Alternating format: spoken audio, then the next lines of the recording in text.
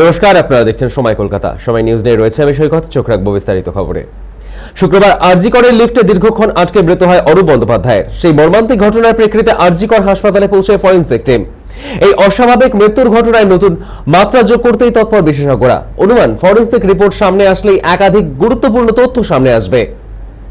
আমাদের সঙ্গে এই মুহূর্তে টেলিফোন লাইনে রয়েছে আমাদের প্রতিনিধি সৌভিক সান্যাল। সৌভিক, এই যে আরজিকরের লিফটে মৃত্যুর ঘটনা, আর কি আপডেট পাচ্ছ, কি জানতে পারছো? জানিয়ে রাখি যে যে মর্মান্তিক দুর্ঘটনা ঘটেছে, অর্থাৎ লিফটে আটকে গিয়ে যে ব্যক্তির মৃত্যু হয়েছে সেই ঘটনা ভয়াবহ পরিণতি হয়েছে। এবং আজকে সকালবেলায় কিন্তু ফরেনসিক টিম তারা ঘটনাস্থলে আসেন এবং তারা পরিদর্শন করেন।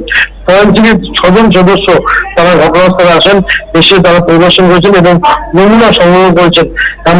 সূত্র মারফত খবর আসলে তোমায় জানিয়ে রাখি যে কিভাবে দুর্ঘটনা ঘটলো, লিফটে কোনো যান্ত্রিক ত্রুটি নাকি অন্য কোনো রহস্য রয়েছে, সব বিষয় কিন্তু খতিয়ে দেখছে ফরেনসিক আধিকারিকরা।